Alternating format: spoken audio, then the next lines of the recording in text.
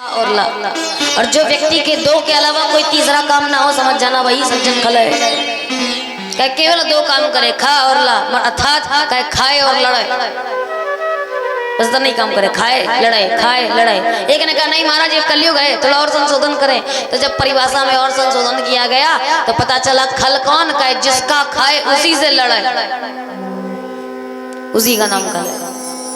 अब बताओ कलयुग में कितने खल बढ़े। अपने ही अपने घर में देख लेना, जिसका खाते हैं जिसका बजाते हैं उसी से ही युद्ध करते हैं, उसी से ही झगड़ा करते हैं। ये कौन है? रामचरितमानस की भाषा में ये सारे खल हैं, खल। रावण के राज्य में खल बढ़े, खल तो बड़े बड़े चोर बड़े, जुआरी बड़े, लंपट बड़े, जो ऐसे लोग हैं जो दूसरों की पराई स्त्री और पराई धन का हरण करते हैं।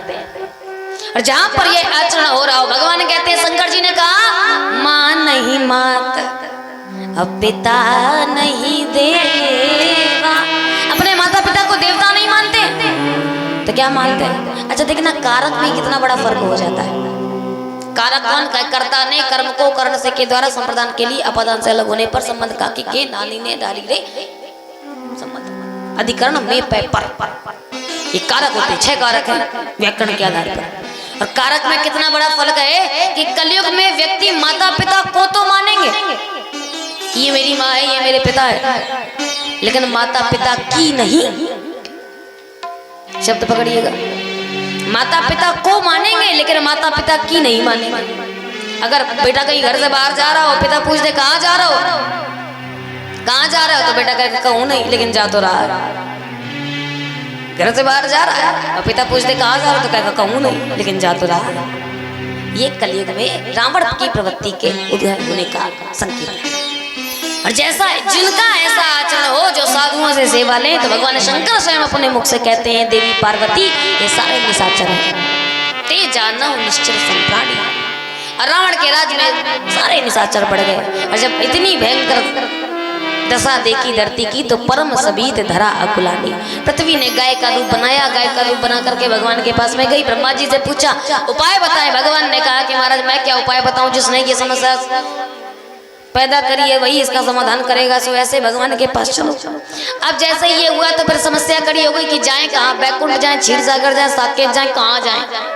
तो कोई कहता है बैकुंठ चलो, कोई कहता है क्षीर सागर चलो, कोई कहता है साकेत चलो। भगवान शंकर कहते हैं भैया तई समाज गिरिजा में रहूं अवसर पाई वचन एक कहो। और उसी समाज में मैं भी उपस्थित था, मुझे अवसर मिला, मुझसे पूछा तो मैंने अपना एक अवसर पा करके अपनी बात रखी और मैंने कहा हरि व्यापक सर्वत्र समाना, हरि व्यापक सर्वत्र समाना, प्रेमत प्रकट होहि मैं जाना, प्रेमत प्रकट होहि मैं जाना। काय भगवान तो हर जगह पर विद्यमान है, यदि यहीं पर खड़े खड़े ही भगवान को बुला लोगे सो भगवान आ जाएगा। लेकिन आएगा कैसे? उसके लिए प्रेम चाहिए। प्रेम से भगवान को बुलाओ। लोगों को बात समझ में आ गई। जितने भी लोग थे, प्रहलाद जी महाराज बीणा करतल लेकर के आ गए, ढोलक लेकर के आ गए, नारद जी बीणा लेकर के आ गए और सारे देवताओं ने मिलकर के भगवान की स्तुति करना प्रारंभ किया। मानस की बड़ी पावन स्तुति है, सारे देवताओं ने करी है। जिसको आती हो वो साथ में दोहराए, अन्यथा ध्यान आंख बंद करके भगवान का ध्यान करें। और सारे देवता मिलकर के भगवान की स्तुति करते हुए कहते हैं जय जय सुरनायक जन सुखदाय प्रणत पाल भगवंता, कोटि जय हितकारी जय असुराय सिंधु सुता प्रिय संता, पालन सुर धरणी संग सहाय न दूजा, सो करहु अगारी चिंत हमारी, जानिए भगति न पूजा, जो भव भय भंजन मुनि मनोरंजन, गंजन विपति बरूटा, मन बच क्रम वाणी जानी सयान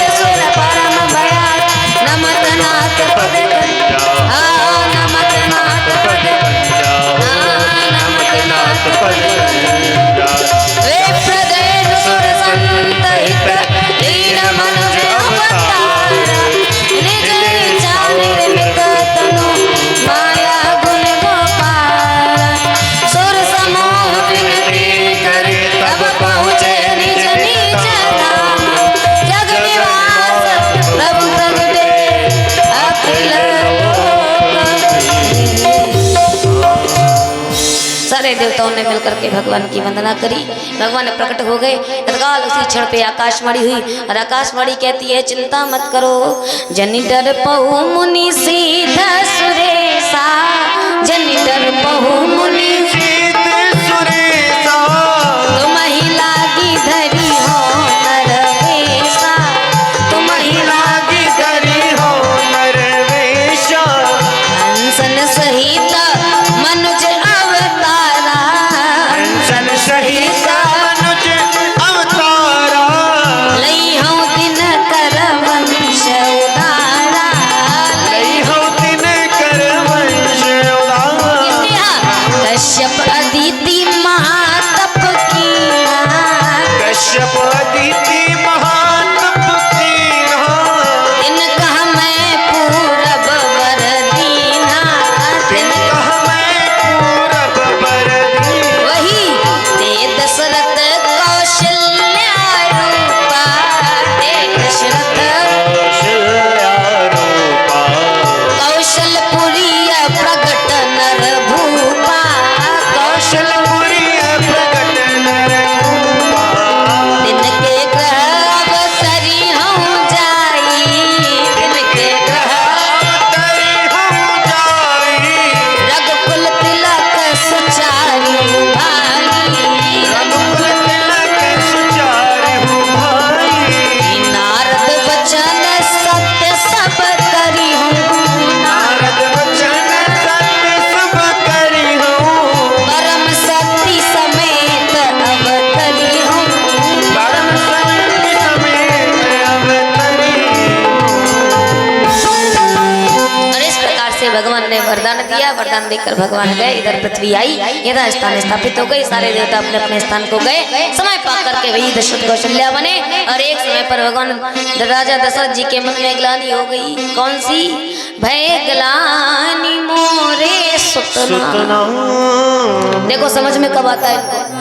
हमारे आपके विवाह हो और विवाह के 2 साल बाद यदि बालक ना हो, संतान ना हो, तो हम घबराते हुए घूमते हैं, परेशान होकर घूमते हैं। भगवान का बताए संतान नहीं हो रही, संतान नहीं हो रही, लेकिन दशरथ जी महाराज के बुढ़ापा आ गया, चौथापन, बाल सफेद होने को है और चौथेपन में याद आई है कि ये भगवान वंश को आगे बढ़ाने वाले बाल वाला भी कोई चाहिए।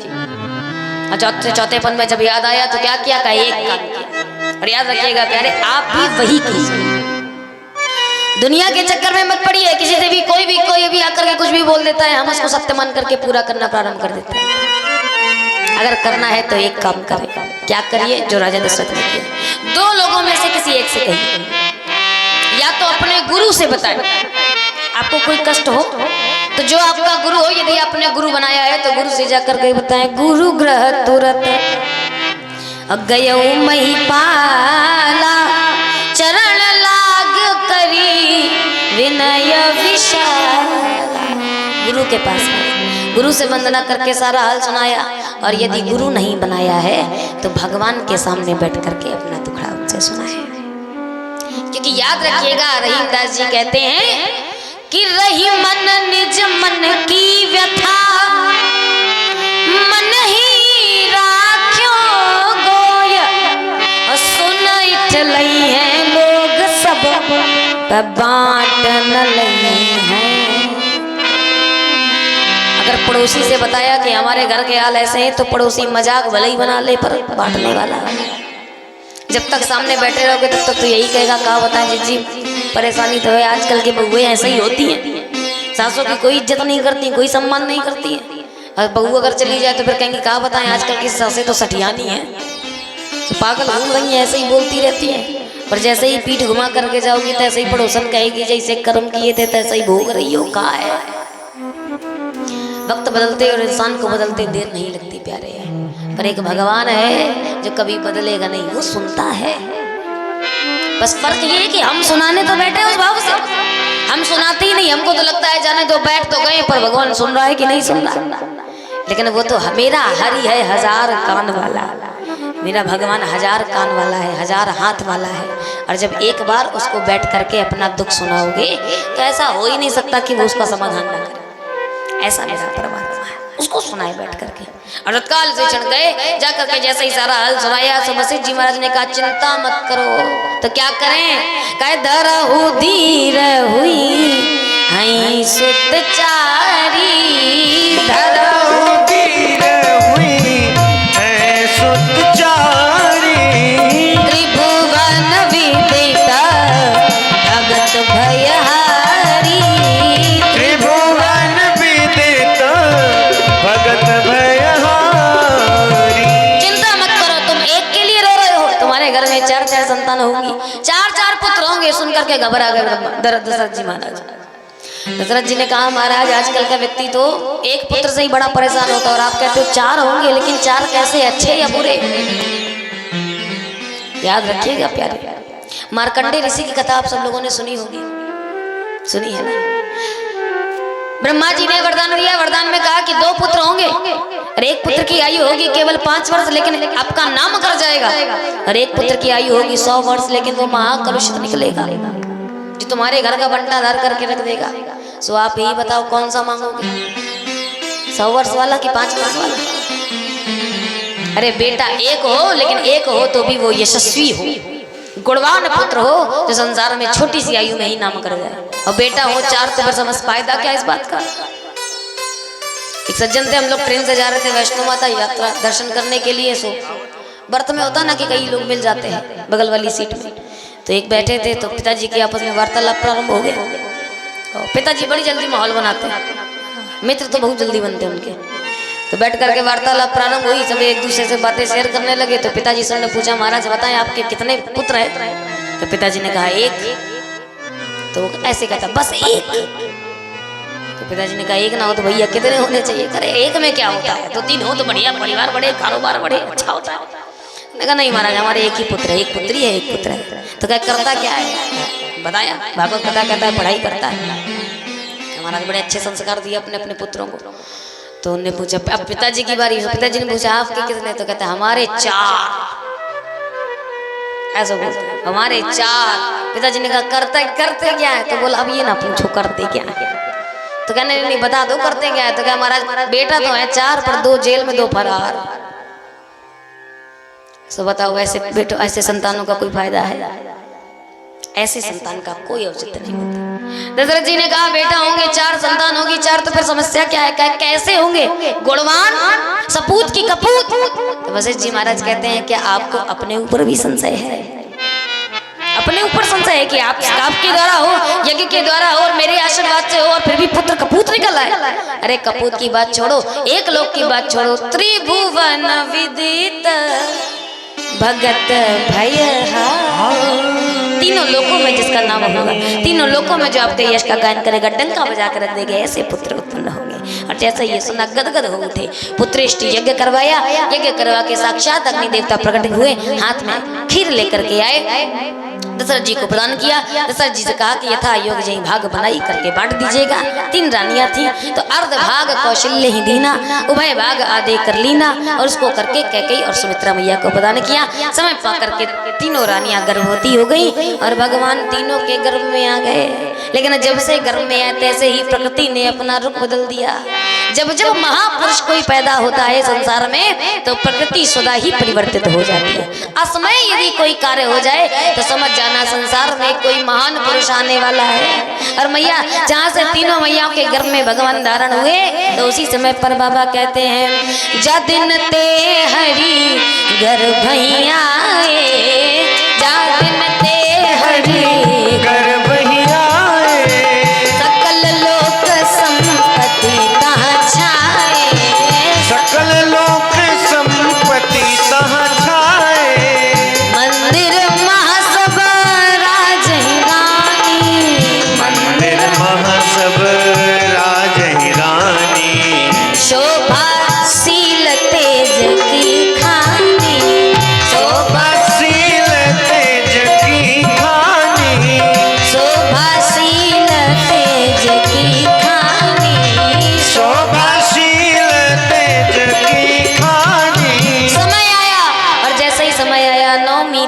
मधुमास पुनीता शुक्ल पक्ष अभिजित हरि प्रीता मध्य दिवस अति शीत न घाम पावन काल लोक विश्राम। समय धीरे धीरे बीता और बीते बीते वह समय आ गया। बाबा कहते हैं सुख जुत कछुक काल चली गया, सुख जुत कछुक काल चली गयो, सुख जुत कछुक काल चली गया, सुख जुत कछुक काल चली गयो। जय ही प्रभु, जय ही प्रभु, जय ही प्रभु प्रकट सुअवसर भयो, जय ही प्रभु प्रकट सुअवसर भयो, जय ही प्रभु प्रकट सुअवसर भयो, जय ही प्रभु प्रकट सुअवसर भयो। समय आ गया भगवान के प्रकट होने का। जैसा ही देखा जोग लगन ग्रहवार तिथि सकल भय अनुकूल चर अरु अचर हर्ष जुता राम जन्म सुख। सारे देवी देवताओं को पता चल गया भगवान आने वाला है। तो काहे भगवान आए और रूखा सूखा आ जाए, ऐसा कैसे हो सकता है। तो सारे देवता चले पड़े भगवान की स्तुति करने के लिए, स्वागत करने के लिए। और जैसे ही स्वागत करने के लिए भागे तो सारे देवता सब देव चले, महादेव चले, लई लई फूलन के हार हो, आओ रामा नागरिया। सब देव चले, महादेव चले, लई लई फूलन के हार हो, आओ रामा नागरिया। लई लई फूलन के हार हो, आओ रामा नागरिया। लई लई फूलन के हार हो, आओ रामा नागरिया। ओ शिव शंकर ने आगे बढ़ कर अपना डमरू बजाया। शिव शंकर ने आगे बढ़ कर अपना डमरू बजाया। गंधर्वों ने ताल मिलाकर प्रभु की स्तुति गाया।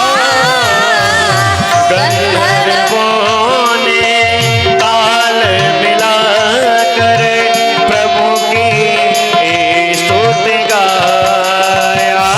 देव हरस रहे, मेघा बरस रहे, अमृत की सरस फुहार हो, आओ रामा नागरिया। सब देव चले, महादेव चले, लई लई फूलन के हार हो, आओ रामा नागरिया। लई लई फूलन के हार हो, आओ रामा नागरिया। लई लई फूलन के हार हो, आओ रामा नागरिया। सारे देवताओं ने भगवान को बुलाया। समय हुआ, सारी तिथियां एकत्रित हो गई, सारा समय अनुकूल हो गया। 10 बजा, 11 बजा, 11:30 और 11:45, ठीक 12 बजने ही वाला था। तो ऐसे ही सारे जितने भी संत महात्मा थे सबने कहा, भगवान शंकर ने कहा या पार्वती से देखो कौन आने वाला है। सबने प्रार्थना करना प्रारंभ किया और सब कहते हैं अति दुष्ट न मार्यो भगत उबार्यो, तार्यो कोटि मुनि संता, सब जग विसार्यो सुजस सवार, राघव पावन नहीं अंता, संतन हित लाए धन अनुराग, राघव पावन नहीं अंता। सोम हित कारण असुर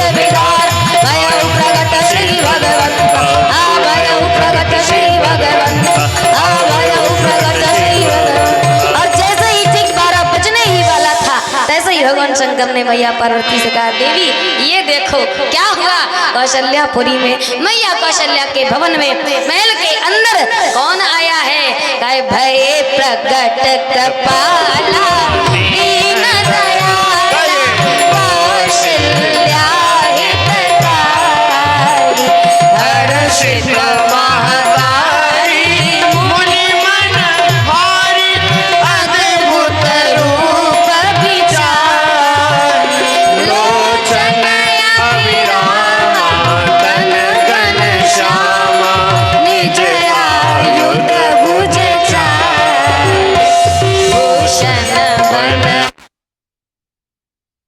विशाला शोभा सिंधु करारी कहा दुई कर जोरी स्तुति तोरी कहीं विधि करवानंता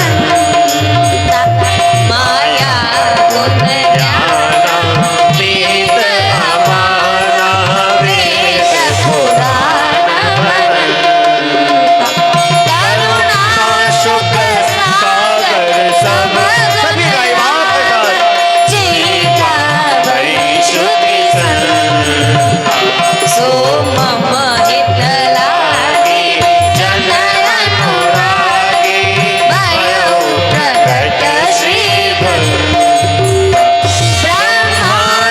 निकाया निरमित माया रोम रोम प्रतिवेद मम रसोवासी या उपहासी सुनत धीर मति तिर नरन उपजा जब ज्ञाना प्रभु मुस्काना चरित बहुत विधि कीन चले कही गता सुनाई मातु बुझाई जही प्रकार सुत प्रेम माता पुनि बोली सोमति डोली तजहु तात यह रूप जय शिशुलीला अति प्रिय शीला सुख परम अनुपा सुनि बचन सुजाना रोदन धाना हुई बालक सुरभूपा यह चरित जगावै हरिपद पावै प्रेम परहि भवतूपा यह चरित जगावै हरिपद पावै प्रेम परहि भवतूपा प्रेम परहि भवतूपा प्रेम परहि विप्रधेनु सुर संतहित लीन मनुजय अवतार निज इच्छा निर्मित तना माया गुण बोलिए राघवेंद्र सरकार की जय हो। उसी समय पर भगवान श्री राघवेंद्र सरकार परब्रह्म परमात्मा चतुर्भुज रूप धारण करके दोपहर के 12 बजे ऐसे समय पर माताएं बहनें आराम कर रही होती सारा घर का काम धाम करके बड़ी आराम से बिस्तर पर लेटी और भैया कौशल्या भी आनंद से लेटी हुई थी बिस्तर पर कि भगवान दिव्य पुंज रूप में भीतर प्रवेश कर गए और जैसे ही भीतर प्रवेश करे सो चतुर्भुज रूप धारण करके भगवान प्रकट हो गए और जैसे ही प्रकट हुए तो आवाज लगाई माँ तो माँ बुलाया भड़बड़ा कि मैया कौशल्या उठी मैया कौशल्या ने देखा और मैया कौशल्या ने कहा ए कौन है तू और भीतर से कुंडी लगी हुई है भीतर आया कैसे ये बता कोई मायावी चोर है क्या भगवान ने कहा कैसी बातें करती हो मैया मैं तो तुम्हारा पुत्र हूँ और जैसे ही कहा पुत्र हूँ मैया ने कहा चुप चुप अपने आप को मेरा पुत्र बताता है भगवान ने कहा पुत्र हूँ तो पुत्र ही तो बताऊंगा भगवान से मैया कौशल्या ने कहा ये बता ऐसा कौन सा पुत्र होता है कौन से जमाने के पुत्र हो भैया क्यों कहे हमने तो सुना है कि जब संतान उत्पन्न होती है बेटा पैदा होता है तो इतना सा होता है और तुम 7.5 हाथ के धरे हो तो हम इतना बड़ा पुत्र तो नहीं चाहते। और भैया जब पुत्र उत्पन्न होता ना तो रोता है, पैदा होते ही रोता है, तुम्हारी तरह टपा पर बातें नहीं करता जैसे तुम मुंह चला रहे हो और अपने आप को हमारा पुत्र बताते हो।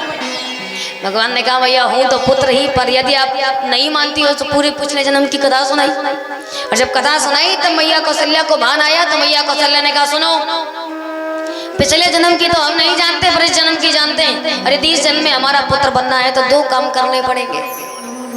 कह कौन? कह पहला तो ये विचित्र रूप छोड़ो, हम भगवान साधारण मनुष्य की तरह 2 हाथ वाला आदमी चाहते हैं, 4 हाथ वाला बेटा हमको नहीं चाहिए, 2 हाथ वाली संतान चाहिए। तो भगवान से कहते हैं सबसे पहला काम क्या करो? कह पहला तो ये बातें बंद करना बंद करो, पहले तो अपना ये शरीर त्याग करके छोटा बन। और जैसे ही छोटा बनने को कहा तो मैया कौशल्या कहती है प्रभु की जय शिशुलीला अति प्रिय शीला, पहले छोटा बन जाओ। तो भगवान ने कहा पहला काम तो ये हो गया, दूसरा क्या है? दूसरा काम है कि ये बातें करना बंद करो और रो। भगवान ने कहा भैया दुनिया में मैंने सबको रुलाया है, कभी खुद नहीं रोया, तो मुझे नहीं पता कि कैसे रोया जाता है। मैया ने कहा कि अगर मेरा बालक बनना है तो फिर रोना पड़ेगा। और जैसे ये कहा तो भगवान कहते हैं हे भगवान भक्तों की इच्छा पूरी करे भगवान, तो रोए भी भगवान ही। ये तो बड़ी विचित्र बात है। भगवान ने कहा ठीक है पहला काम बाद में करूंगा, पहले दूसरा काम करके बताता हूँ, बताना ठीक है कि नहीं, क्योंकि कभी रोया नहीं हूँ और आपके सामने रो करके बता रहा हूँ, सो बताना रोना ठीक है कि नहीं। और भगवान ऐसा रोए कि बाबा को लिखना पड़ गया। क्या? सुनी बचन सुजाना सीधा रोए तो 100 की स्पीड में रोए। अच्छा भगवान रोएगा तो बताओ नॉर्मल इंसान की तरह रोएगा क्या? कैसे रो सकता है? और इतना जोर से रोए, इतना जोर से रोए। मैया ने कहा रे धीमे धीमे धीमे, इतना जोर से कौन रोता है?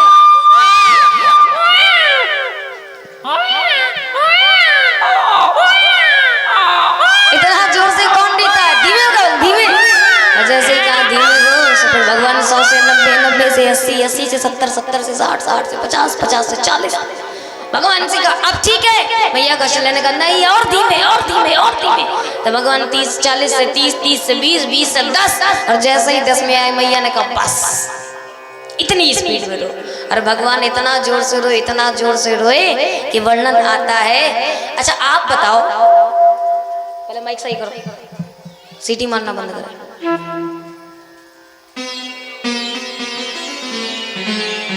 इतना जोर से रोए कि वर्णन आता है। अच्छा आप बताओ कि राजा दशरथ की वैसे तो 3 पटरानियां थी, लेकिन टोटल 700 रानियां थी, 697 अन्य रानियां थी और 3 पटरानियां थी।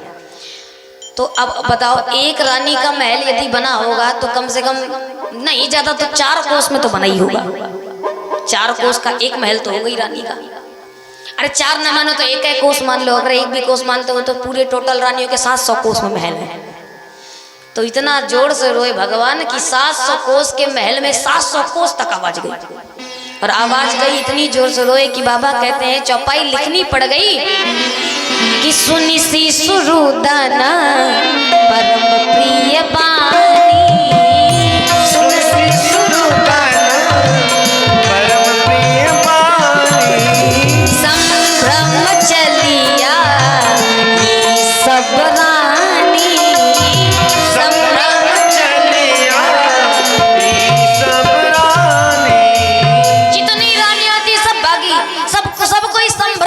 क्यों? सबको ये भ्रम था कि खीर खाने से भला लल्ला होता है, सबको डाउट था। अब जैसे हम ही आपसे कहते हैं खीर खाने से लल्ला होता है तो बताओ होगा भला?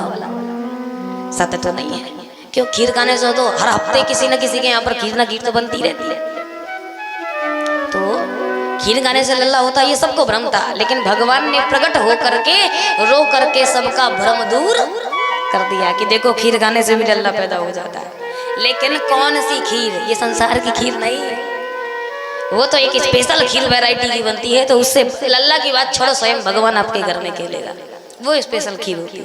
और जैसे ही सारी रानियां थी सब भागी, सब भागते भागते यहाँ से वहाँ कुंडी घटता रही, किसके भैया किसके भैया। अच्छा ये तो पता था कि 3 रानियों ने खीर खाई है, तो 3 में से किसी एक के हुआ होगा। तो जितनी दासियां थी सब भागी। कहे कैसे? कहे हर्षित जहाँ तहाँ धाई दासी, हर्षित जहाँ तहाँ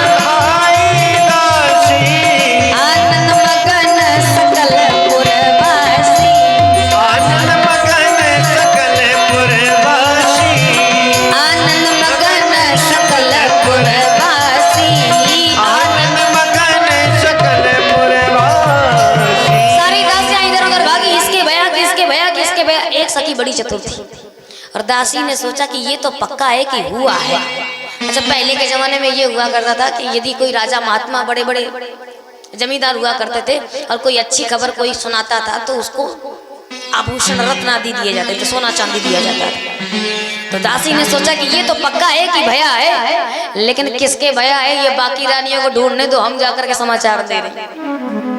और जैसे ये गया सब भाग रही है इधर को, वो भागी उधर। अब महल में एकदम दरबार में शांति की अवस्था, सब शांत, सबको इंतजार है कि क्या होगा। 9 मास पूरा हो चुका है।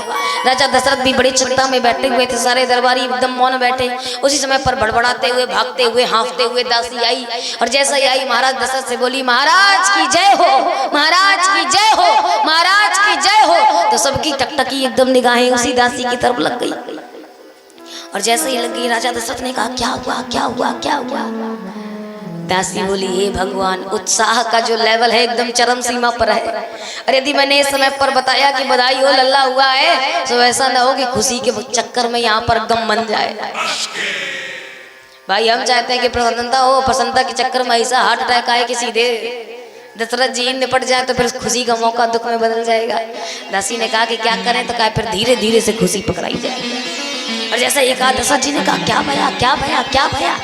जैसे ही पूछा तो दासी कहती है, महाराज बधाई हो। सबकी सांसें ऊपर, राजा दशरथ की सांस अटक गई। अरे हुआ क्या ये तो बताएगी। दासी कहती है, महाराज आपके घर में लल्ला भया है, लेकिन अब बताओ सारे उत्साह की ऐसी तैसी कर दी कि नहीं। बड़ा उत्साह होता कि अगर इतना बोला होता आपके घर में लल्ला भया है, लेकिन आखिरी में लगा दिया लेकिन।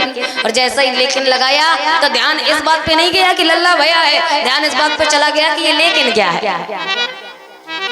क्योंकि ये शब्द होते हैं ना कुछ लेकिन, किंतु, परंतु, चूंकि, यद्यपि ये शब्द बड़े खतरे के होते हैं, पूरे वाक्य का सब अर्थ बदल देते। और जैसे ही कहा लेकिन, तो दासी से पूछा लेकिन क्या। दशरथ जी से सखी बोलती है, दासी ने बोला, लल्ला तो भया है लेकिन काना भया है, काना। इसीलिए चौपाई लिखते हैं। इस चौपाई के 2 अर्थ निकलते हैं। पहला, दशरथ पुत्र जन्म सुनी कान। अच्छा एक बात बताओ, आदमी कान से नहीं सुनेगा तो कहां से सुनेगा।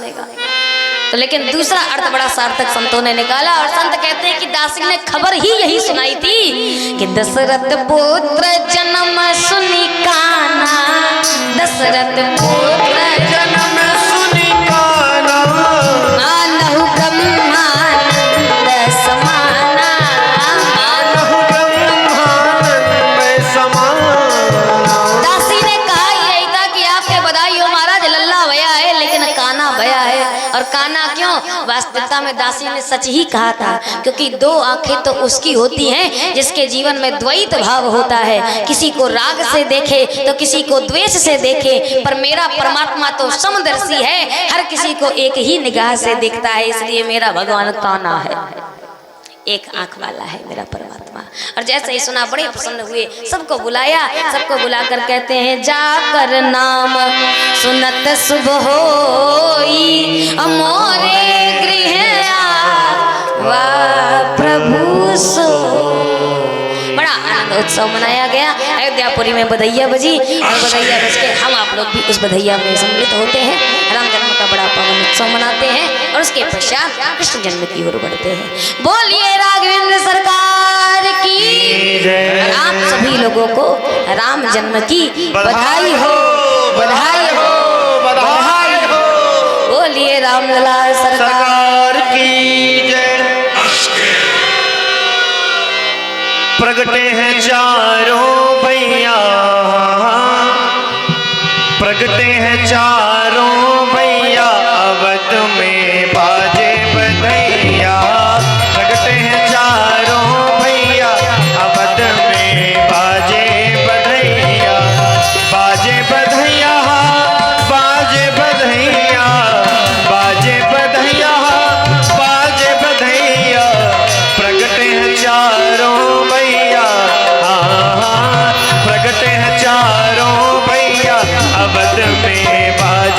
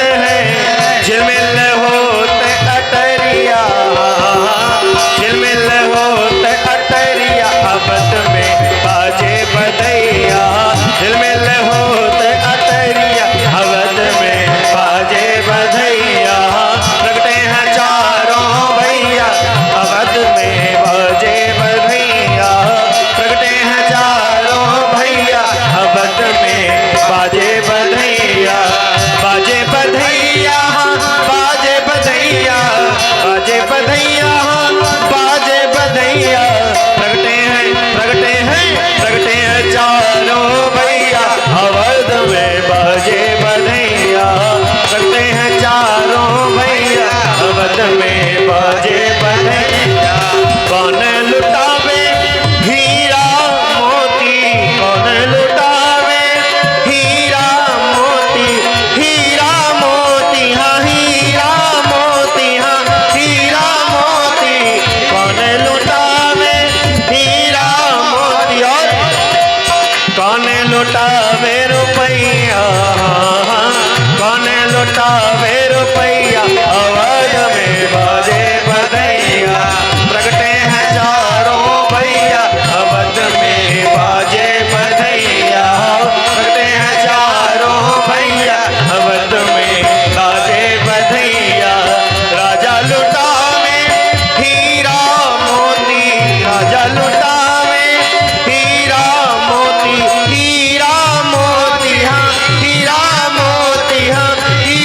मोती राजा लुटावे हीरा मोती और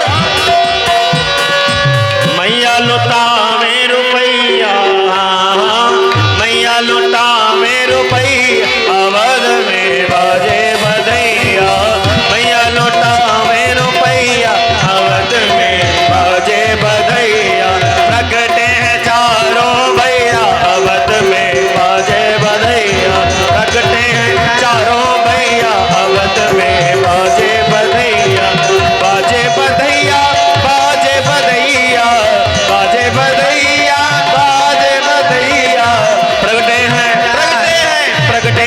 प्रगटे हैं चारों भैया अवध में बाजे बधैया प्रगटे हैं चारों भैया अवध में बाजे बधैया झांझ मृदंग ताल डप बाजे झांझ मृदंग ताल डप बाजे ताल डप बाजे ताल डप बाजे ताल डप बाजे बाजे ताल डप बाजे झांझ मृदंग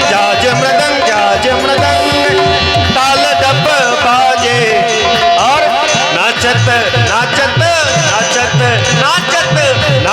ताता तैया अवध में बाजे बधैया नाचत ताता तैया अवध में बाजे बधैया जय जय श्री कृष्णचंद्र अवध के दुलारे जय जय श्री रामचंद्र अवध के दुलारे जय जय श्री रामचंद्र अवध के दुलारे माता कौशल्या के प्यारे अवध के दुलारे माता कौशल्या के प्यार जय जय श्री कृष्णचंद्र अवध के दुलारे जय जय श्री रामचंद्र अवध के दुलारे जय जय श्री रामचंद्र अवध के दुलारे प्रगटे हैं चारों भैया अवध में बाजे बधैया प्रगटे हैं चारों भैया अवध में बाजे बधैया बोले रामलला सरकार की श्याम रामचंद्र की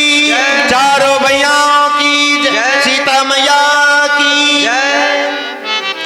इस प्रकार से श्री सुखदेव जी महाराज ने भगवान श्री राम का वर्णन किया और वर्णन करते हुए पूरी रामचरितमानस को श्रीमद् भागवत महापुराण में संक्षिप्त से सुनाया।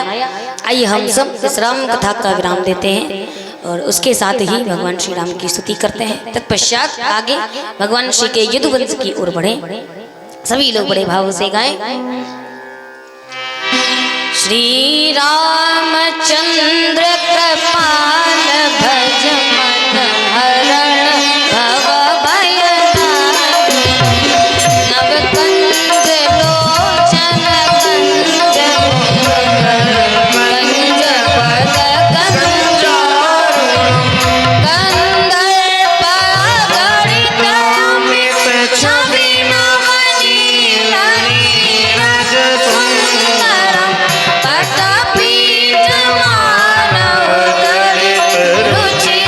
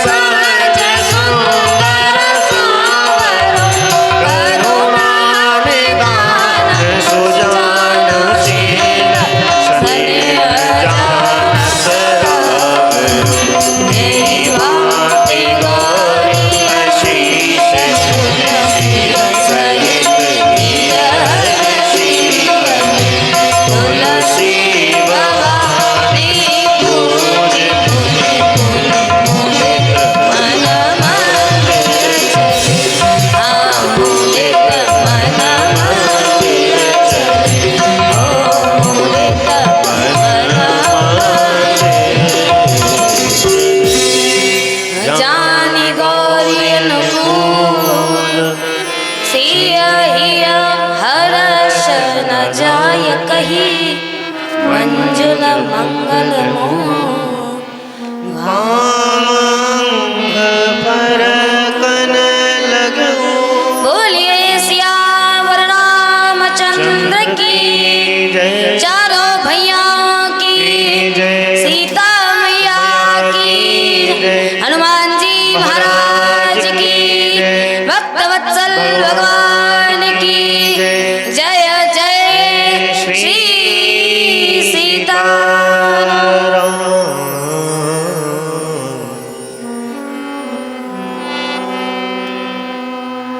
इसके पश्चात श्री सुखदेव जी महाराज परीक्षित से आगे यदुवंश का वर्णन करते हैं।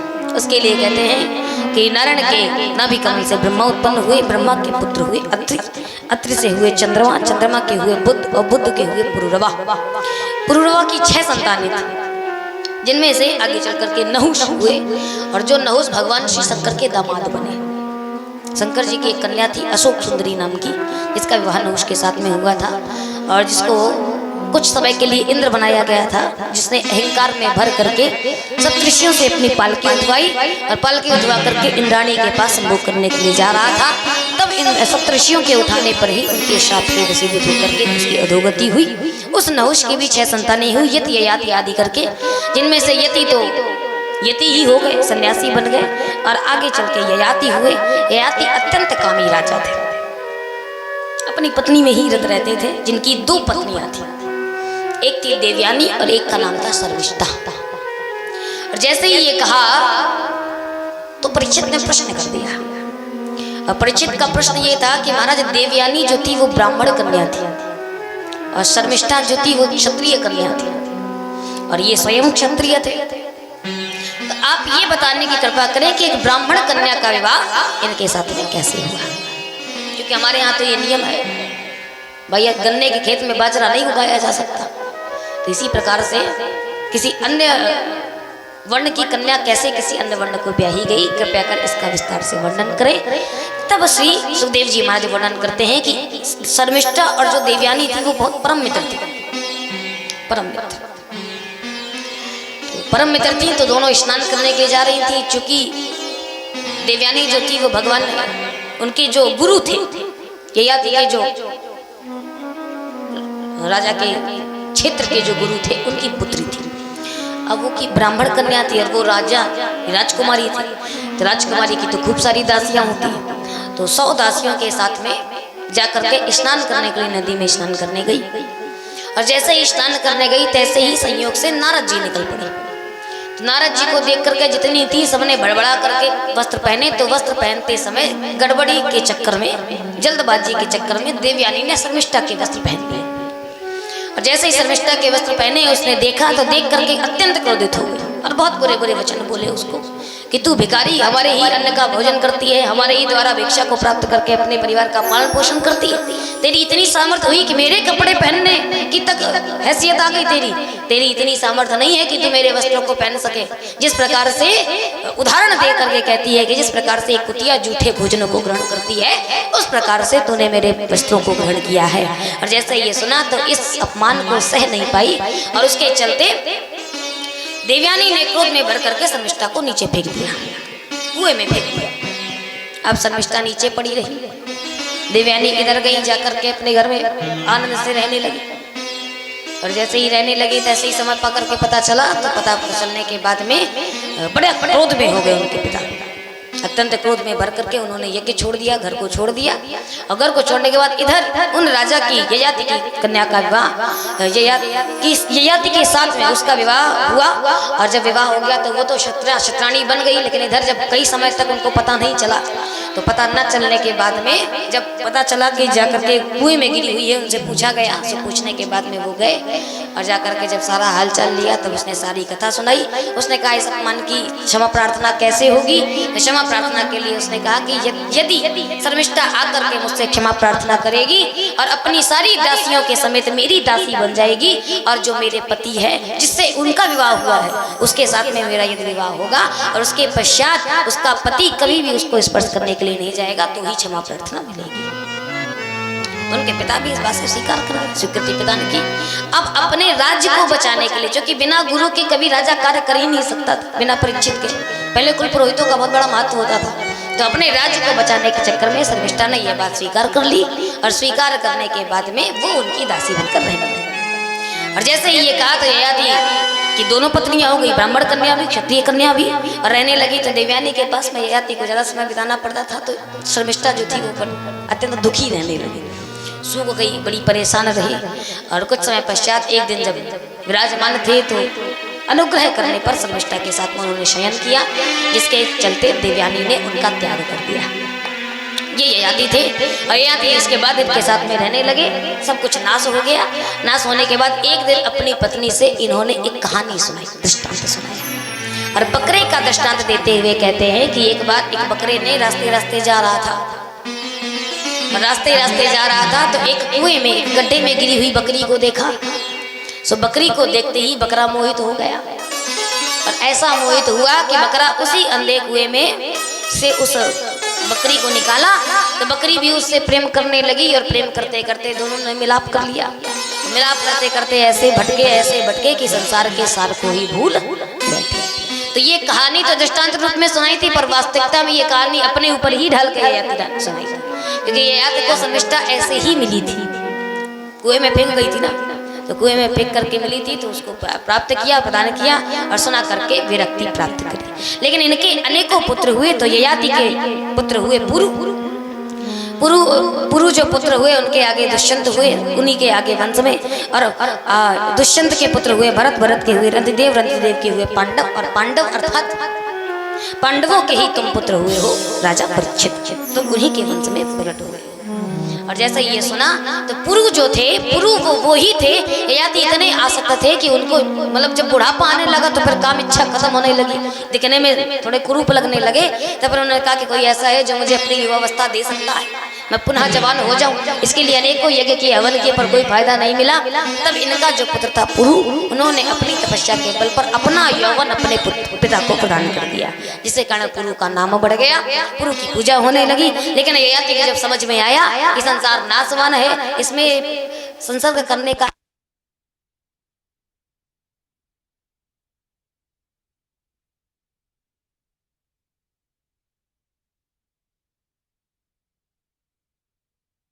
की, तो इस प्रकार से ययाति ने फिर अपने शरीर का त्याग किया, पुनः वो युवा अवस्था अपने पुत्र को प्रदान करी, और पुत्र को प्रदान करने के बाद वो तो जाकर के संत हो गए।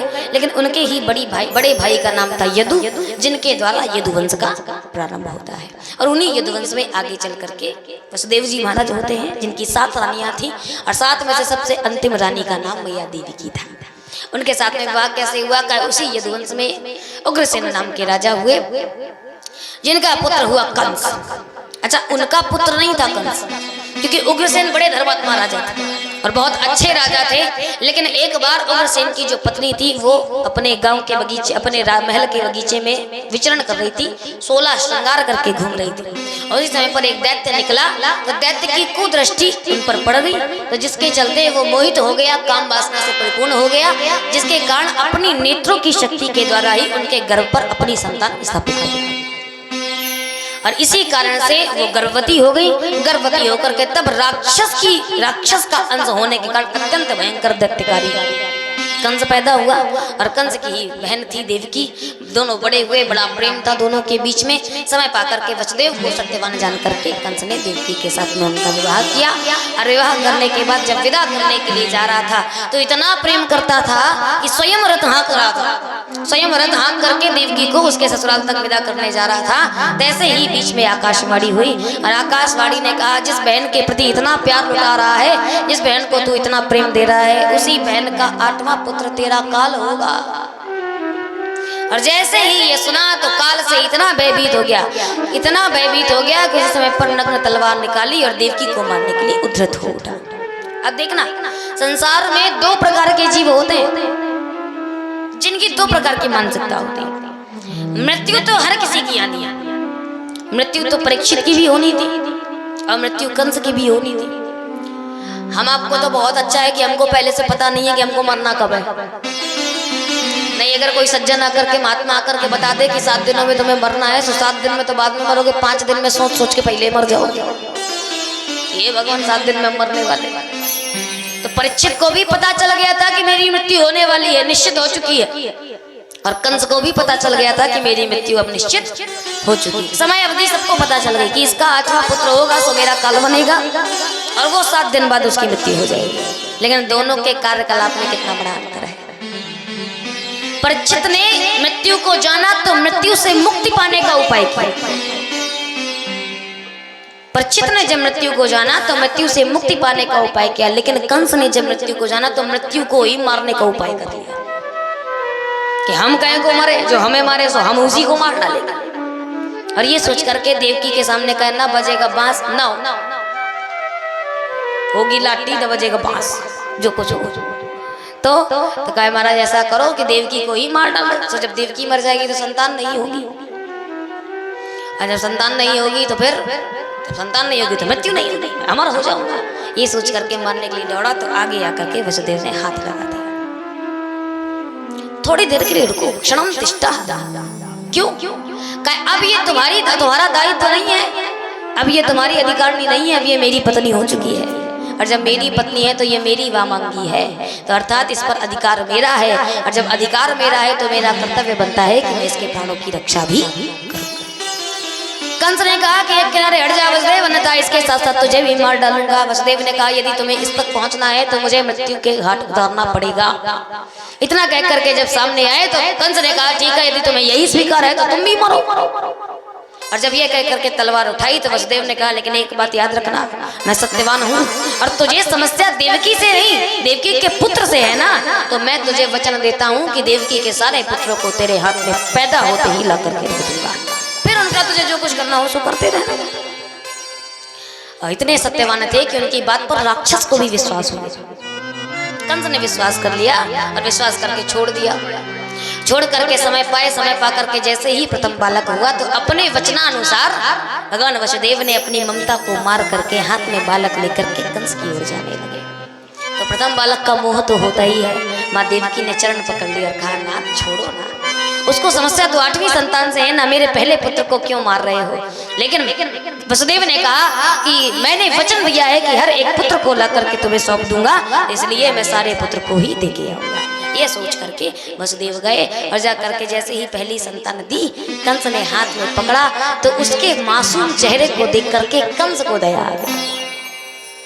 और जब दया आ गई तो दया आकर के पुनः वापस वसुदेव को पकड़ा दिया कि लो भैया, हमें तो शत्रुता 8वीं संतान से, 8वीं संतान हमको दे देना, बाकी अपनी 7 संतान रखो, हमें कोई दिक्कत नहीं है।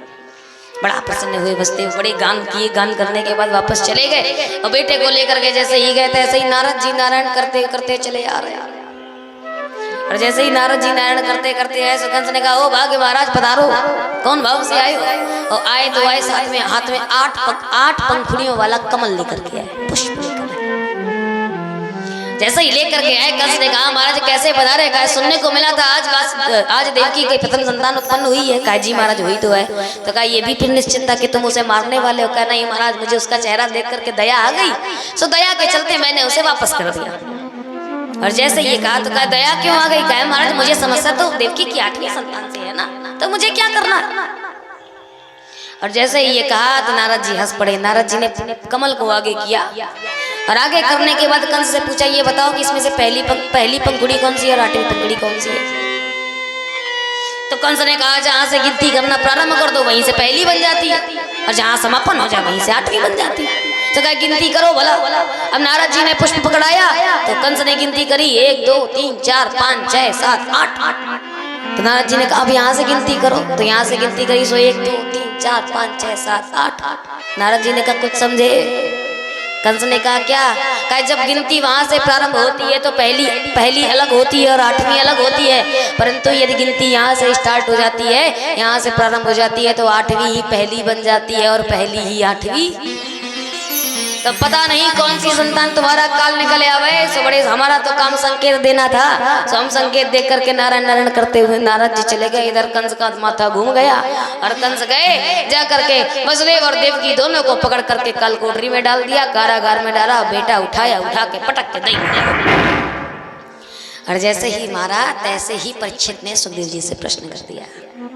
कहा महाराज नारद तो भगवान के भक्त हैं, संत है, और संत ने एक बाल हत्या करवाई। अरे अच्छा खासा कंस छोड़ रहा था, छोड़ देते क्या चला जाता, लेकिन उसको मरवा डाला। आखिर नारद जी का क्या ही बैर था उससे, क्या ही समस्या थी उससे। तो नारद जी के कहने पर इस प्रकार से कंस ने 6 पुत्रों को मार डाला, पटक पटक करके मार डाला। देखिए तब सुखदेव जी ने कहा कि राजन कि ये तो कहने की बात है कि देवकी के 6 पुत्रों को पटक पटक करके मारा, लेकिन यदि आध्यात्मिक अर्थ को पकड़ते हो तो देवकी और कोई नहीं, हमारी आपकी बुद्धि ही देवकी है,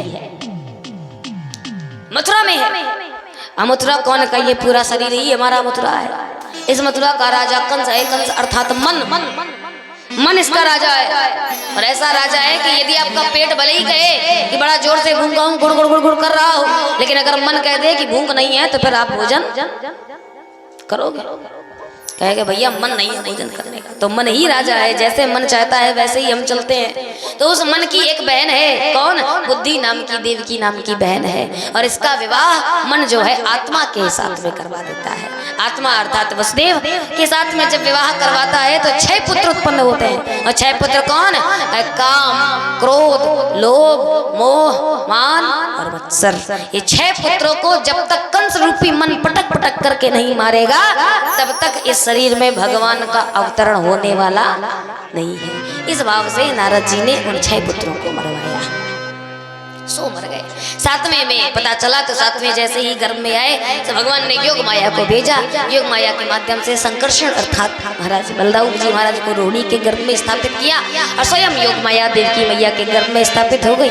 7वें पुत्र की पुत्री के रूप में बन करके आई। पता चला और जैसे ही पता चला तैसे ही उसको उठाया, कहा ये तो कन्या है, ये मेरा क्या बिगड़ेगी। तब दिमाग आया कि काल कोई लिंग नहीं देखता है, वो स्त्री हो या पुरुष कोई भी मार सकता है। ये सोच करके जैसे ही ऊपर उठा करके पटकने का प्रयास किया तैसे ही हाथ से छूट करके वो भगवान की योग माया अष्टभुजा धारणी बन करके सामने आ गई।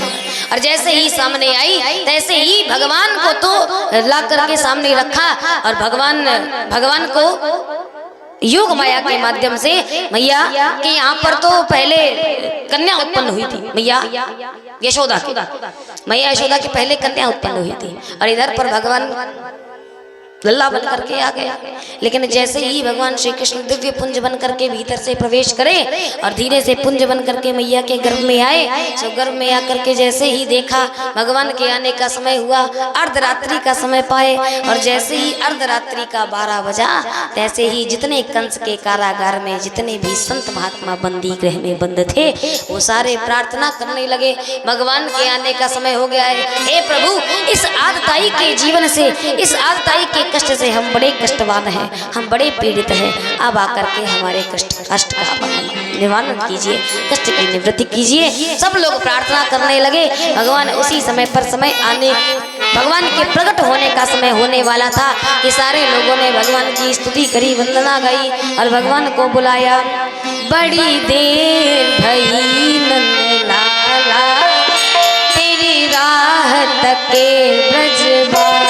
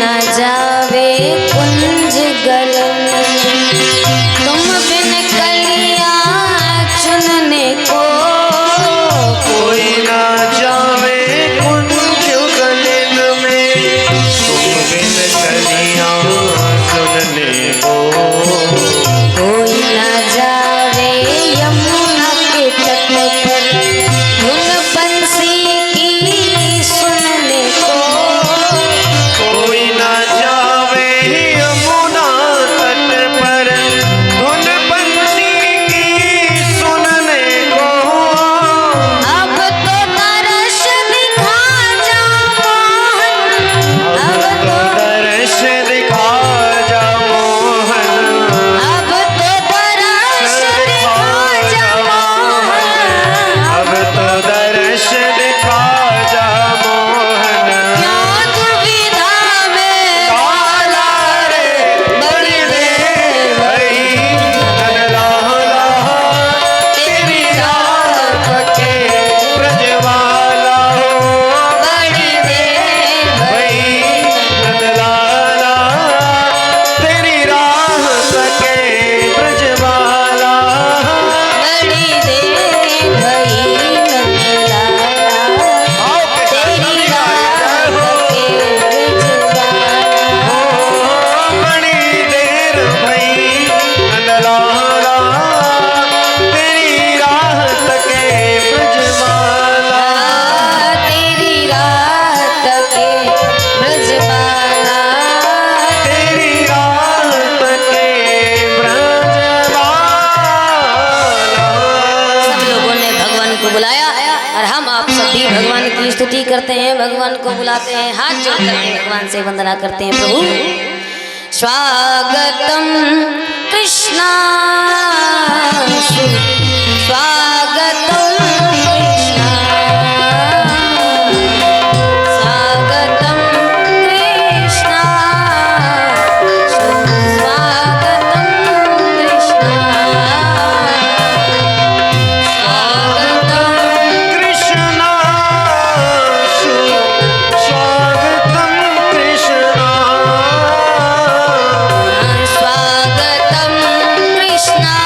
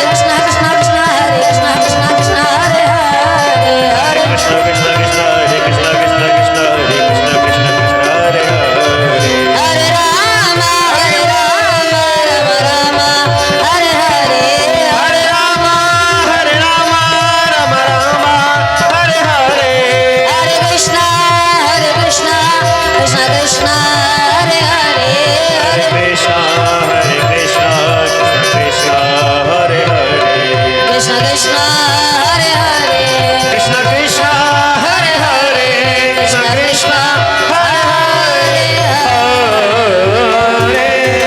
बोलिए कृष्णचंद्र भगवान की जय हो।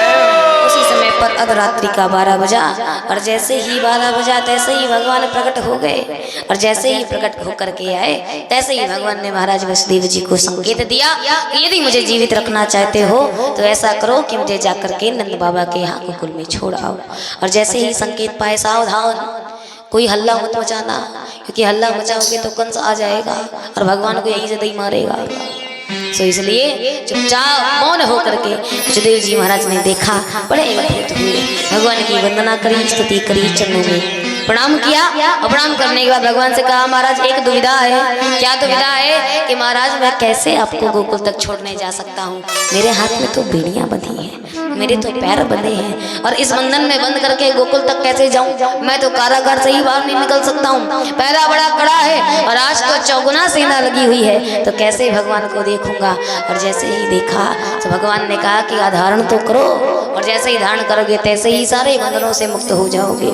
इतना कह करके दिलवे में भगवान को बिठाला और बिठाल करके जैसे ही शीश पर धारण किया तैसे ही भगवान सारे बंधनों से वसुदेव जी महाराज मुक्त हो गए। सारे पहरेदार सो गए, सारे दरवाजे खुल गए और खुलने के बाद भगवान श्री को लेकर के गोकुल की ओर प्रस्थान किया। बीच में यमुना पड़ी और जैसे ही यमुना नदी को पार करने लगे सो बढ़ाव बढ़ गया। क्यों? यमुना मैया भगवान के चरणों को स्पर्श करना चाहती थी और जैसे ही चरणों को स्पर्श करना चाहती थी सो बढ़ाव बढ़ा और जैसे ही भाव बढ़ा तो भगवान ने और पांव भीतर रख दिए। देखो कितने चतुर है, दिमाग तभी से बहुत काम करता है। भीतर डाल लिए पैर डलवे के अंदर, पहले तो बाहर लटका ऐसा तो भीतर डाल लिया। यमुना मैया ने कहा अच्छा बेटा हमसे होशियार। तो मैया ने भाव बढ़ाया और ऐसा भाव बढ़ाया कि पहले तो कटी से पानी था, फिर सीने से आया, अब गर्दन से आया और जब नाक तक पानी जाने लगा तो भगवान वसुदेव जी को समस्या होने लगी। तब भगवान ने कहा देवी महारानी इतना न बढ़ो लो तुम पाँव छू लो। और इसके लिए भगवान ने नीचे पैर किए, मैया ने स्पर्श किए, स्पर्श करने के बाद शांत हुई। शेष नाग ने स्वयं सैया बनाई, भयंकर मूसलाधार वर्षा हुई और भगवान जा करके जैसे ही गोकुल में पहुंचे दरवाजा खुला मिला गए। मैया यशोदा के बगल में कन्या सो रही थी, उस कन्या को उठा करके अपने साथ लिया और कलिया कलूटे कृष्ण को उठा करके भगवान यशोदा मैया के बगल में बैठा दिया। चुपचाप उठा करके वापस लाए, यथा स्थान स्थापित कर दिया और जैसे ही आए फिर से बेड़ियां बन गई। कंस को पता चला, सारे लोगों की मूर्छा समाप्त हुई और जैसे ही मूर्छा समाप्त हुई तैसे ही कंस आया भागते भागते, देखा अरे राम राम ये तो कन्या है और उसने तो कहा था कि 8वीं संतान मेरा काल होगी तो वो तो पुत्र होना चाहिए, परंतु ये कन्या है। लेकिन यही सोच करके फिर से पटकने का प्रयास किया तो योग माया के रूप में साक्षात देवी महारानी ने सावधान करके कंस से कहा कंस अरे जिस काल को तू मारने चला था वो तो इस संसार में पैदा हो चुका है, अब तेरा मरना निश्चित है। इतना कह करके योग माया अंतर्ध्यान हो गई। उधर कन्हैया रात्रि में विराजमान सो रहे थे। तो जैसे ही ब्रह्म मुहूर्त की बेला पर मैया ने सोने की किलकारी सुनी और सुनते ही यशोदा मैया सो रही हैं, आराम से सो रही थी, तो रोहिणी मैया बगल से गुजरी और घर के झरोखे से, उनके कमरे में झरोखा लगा हुआ था, झरोखे से देखा और देखते ही आश्चर्य में पड़ गई। आश्चर्य में क्यों पड़ी? कहे आश्चर्य में इसलिए भर गई कि रोहिणी मैया को आश्चर्य हुआ कि रात में तो लली पैदा हुई थी, हमारी ने पैदा करवाई थी और रात में लली भई और रात भर वो ये लला भया, ये लली से लला कैसे बन गया इस बात का आश्चर्य हुआ। लेकिन खैर लल्ला आया, बड़े उत्सव मनाए गए। भागती गई और जाकर के नंद बाबा से कहा बाबा अरे बधाई हो बधाई हो बधाई हो, तुम्हारे घर में लल्ला भया है। और जैसे ही भगवान कन्हैया के बारे में सुना शोरगुल प्रारंभ हो गया। सारे गोकुल में नंदोत्सव, सब भीड़ लग गई नंद बाबा के भवन के सामने। और जैसे ही सब लोग एकत्रित हो गए, यशोदा मैया की नींद खुली, देखा, देख करके पहले तो मुंह बनाया भगवान। हमने तो सोचा था गोरी चिट्टी कन्या, गोरा चिट्टा होगा, लेकिन ये तो करिया कलूटा निकला। लेकिन देख करके बड़े भाव से भर गए, ये तो मेरा ही बालक है। और देख करके भगवान के जय जयकार करने लग गए। बोलिए कृष्णचंद्र भगवान की जय हो। आप सभी लोगों को भगवान श्री कृष्ण के जन्म की बधाई हो, बधाई हो, बधाई हो। बोलिए कृष्ण कन्हैया लाल की जय हो। इस प्रकार से सब सबको पता चला और बड़ा भारी उत्सव मनाया गया। नंद बाबा के घर में बधैया बजने लगी और हम सब भी भगवान श्री कृष्ण के जन्म के उत्सव में सम्मिलित होते हो। अब हम सब कुरारा वासी नहीं है, कुरारा तो हमारी भूमि का नाम है, पर भगवान कहते हैं कि जहाँ जहाँ पर मैं विद्यमान हो जाता हूँ वहाँ पर साक्षात मेरी ही भूमि बन जाती है। तो ये स्वयं गोकुल नगरी बन चुकी है। तो गोकुल में हम आप सब ग्वाल वाल है, सखी है, तो बड़े भाव के साथ में भगवान की बधाई गाते हैं और भगवान कृष्ण के जन्म की बड़ी सुंदर बधाई मनाते हैं, स्तुति मनाते हैं। और सुनो, ऐसे काम नहीं चलेगा। जब हमारे घर में लल्ला होता है तो हम सब चाहे 365 दिन बूढ़ी अम्मा खटिया में डली रहे। बहू अगर कह दे कि अम्मा कुछ नहीं करती हो, कम से कम बैठे बैठे टिके टिके सब्जी ही काट दो, तो कहेंगे कहा बताए बिटिया बैठा नहीं जाता, मामा मामा कमर बहुत पिरा रही है। लेकिन अगर वही नाती हो जाता है तो वो अम्मा चिटक के भी 2-4 ठोका तो लगा ही लेती है। तो वो जब घर के नाती में ये हाल होते हैं तो यहाँ तो जगत पिता परब्रह्म परमात्मा स्वयं प्रकट हुआ है। आइए हम सब भगवान के इस नंदोत्सव को मनाते हैं और गोकुल के उत्सव में हम आप सब लोग भी सम्मिलित होते हैं, बड़े प्रेम से भगवान की बधाई गाते हैं। बोलिए कृष्ण कन्हैया लाल की। अरे लाला जायो है नंद घर, लाला जायो है, हाँ लाला जायो है नंद घर, लाला जायो है। अवध में है रही जय जयकार, नंद घर लाला जायो है। बिरज में है रही जय जयकार, नंद घर लाला जायो हो, लाला जायो है नंद घर, लाला जायो है, हाँ लाला जायो है नंद घर, लाला जायो है। बिरज में है रही जय जयकार, नंद घर लाला जायो है। बिरज में है रही जय जयकार, नंद घर लाला जायो है।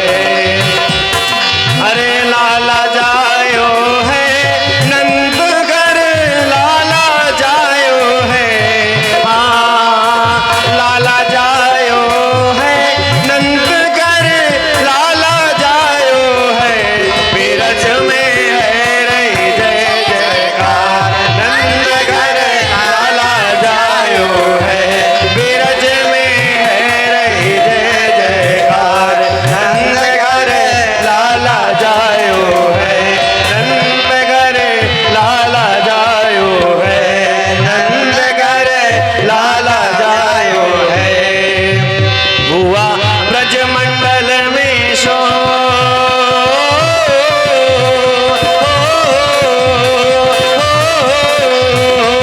हुआ ब्रजमंडल में शोर, चलो सब नंद महल की ओर।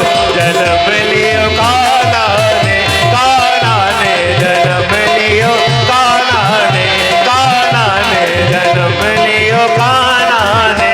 हुआ ब्रजमंडल में शोर,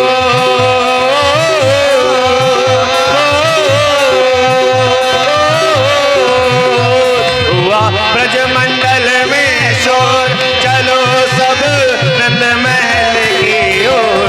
जन्म लियो कान्हा ने, कान्हा ने जन्म लियो, कान्हा ने, कान्हा ने जन्म लियो, कान्हा ने। ब्रजनारी में धूम मची है, ब्रजनारी में धूम मची है, ब्रजनारी में धूम मची है, ब्रजनारी में धूम मची है। बोले कोयलिया संग मोर,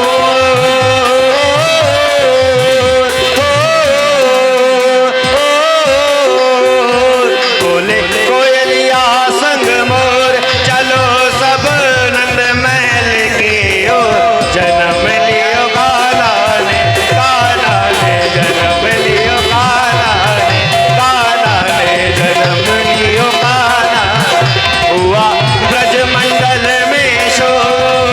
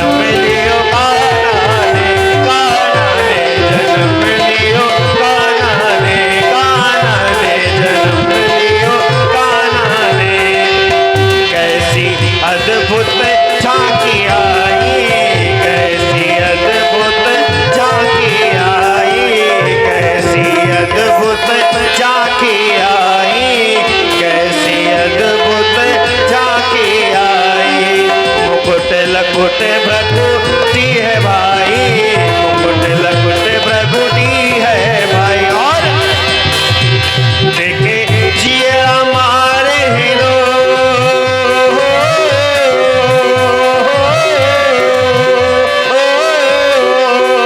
देखे जिए हमारे हीरो, चलो सब नंद महल की ओर, जन्म लियो कान्हा ने, कान्हा ने जन्म लियो, कान्हा कान्हा ने जन्म लियो, कान्हा ने हुआ ब्रज मंडल में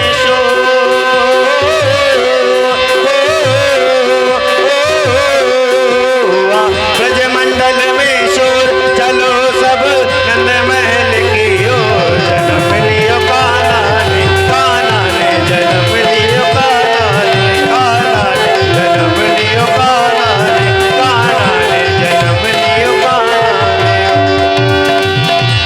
प्रगटे हैं कृष्ण कन्हैया, प्रगटे हैं कृष्ण कन्हैया, गोकुल में बाजे बधैया, प्रगटे हैं कृष्ण कन्हैया, गोकुल में बाजे बधैया, बाजे बधैया, बाजे बधैया, बाजे बधैया, बाजे बधैया।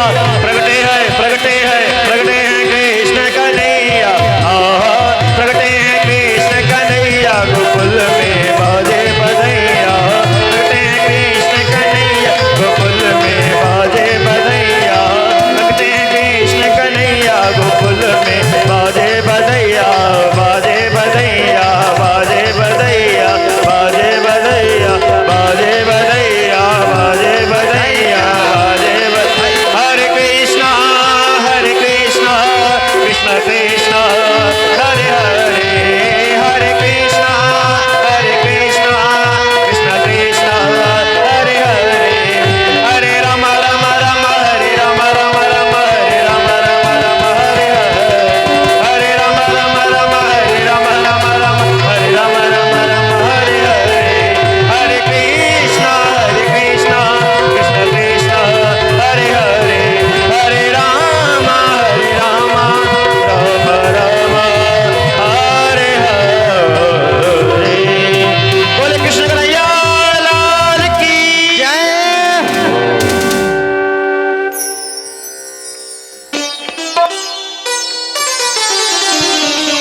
बोलिए गोविंद भगवान की। इसी के साथ में आज की सभा का यहीं पर विराम, और कल के दिन भगवान की बाल लीलाओं की बड़ी ही पावन चर्चा हम आप लोग श्रवण करेंगे।